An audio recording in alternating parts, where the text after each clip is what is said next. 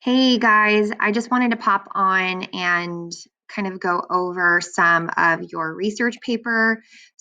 I've been getting lots of questions and I just wanted to give you guys a quick overview so you understand again the next couple weeks what's really being required of you in terms of your research paper. I want to reiterate that again, in order to get the grade bump for honors world history, you have to complete a research paper. And because this is an honors class, I am hoping for honors work. So over the next couple weeks, we are going to be working on a research paper and writing a historical argument using research to provide evidence and support to that historical argument. You're going to use this page as a guide to meet all of your deadlines and fulfill all of the requirements. It is very important that you stay on top of your work and do not fall behind. The purpose of this research paper is to explore the historical significance of your topic and examine the ways in which it is connected to other parts of history while also looking at its lasting importance. So the lasting importance will be something that you probably highlight in your conclusion. This is different from research papers you may have written in other classes. Okay, so for a list of topics, you're going to click on this right here. There are 13 topics, and then the 14th topic is your option to create your own. Okay, once you have identified a topic that you're interested in, I want you guys to click here. Okay, you're going to fill out the Google form. This is what the Google form looks like. Your name. Okay, the topic number you've chosen, if you have chosen to create your own, you're going to put number 14, and then you're going to create that topic question that you will be researching. Okay, then the next step by October 26th is that you should have identified 2 to 3 sources and fill out this content resource collection. You only have to do one of these. Okay, so basically you're going to fill out just one. All right, you're going to put the citation of your source. Is it a primary source? Is it secondary? Is it a website, a book? Would you consider using this source for your research paper? I would not fill this out unless you're actually considering that source for your research paper. Okay, you're going to provide a description of the source. Okay, how is it relevant to your topic? And what major ideas can you take from that source that can be used for your research paper? Okay, here's an example of a content resource collection. So right here, this is a sample CRC form that a student has done. Again, I just want to reiterate, you only have to do one of these. You do not have to do more than one, okay? All right, so there's that sample content resource collection, okay? Then you're gonna upload that CRC onto Turnitin.com by the end of Monday. I will give you guys that information for our Turnitin.com account. Okay, by Friday of next week, October 30th, I want you to continue to research and create a very rough outline, okay, and then also include a bibliography. Okay, your bibliography should have, again, 2 to 3 sources that are relevant to your topic that you are citing in your research paper, okay? And ideally, those sources should be secondary or primary sources. If you're going to use a website, I'm going to ask that you use websites that end with .org, .edu, or .gov. Okay, your rough draft will be due Wednesday, November 4th, 2 to 3 pages on Turnitin.com by 11:59. Okay, we will do a rough draft peer editing session in class on 11:05 or 11:16, depending which class period you're in.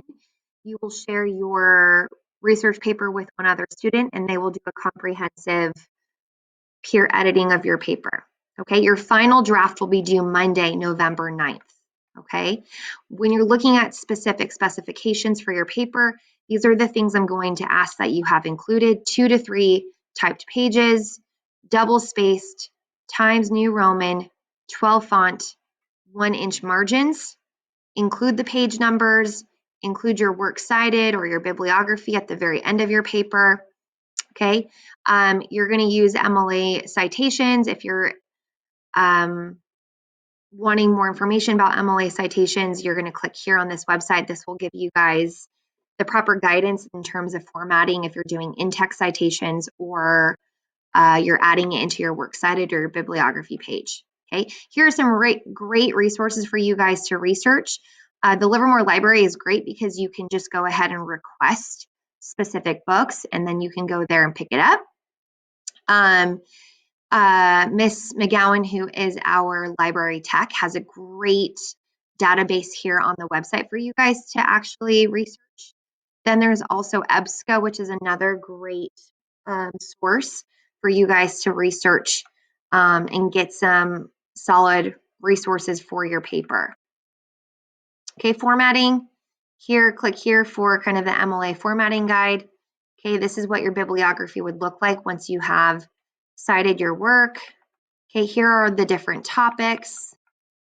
Okay, here are some great tools in writing an introduction. An introduction should tell the reader explicitly what the thesis is going to be. At the very end of your first paragraph, your introduction, you should have your thesis be the last sentence of your intro. An intro should establish the significance of your point to the reader. An introduction can give a preview of how you are going to demonstrate your thesis. Okay, so in your thesis, you're going to, again, be very explicit with how you're going to back up your argument or your opinion about your topic. Okay, please don't write in the first person. It should always be done in the third person.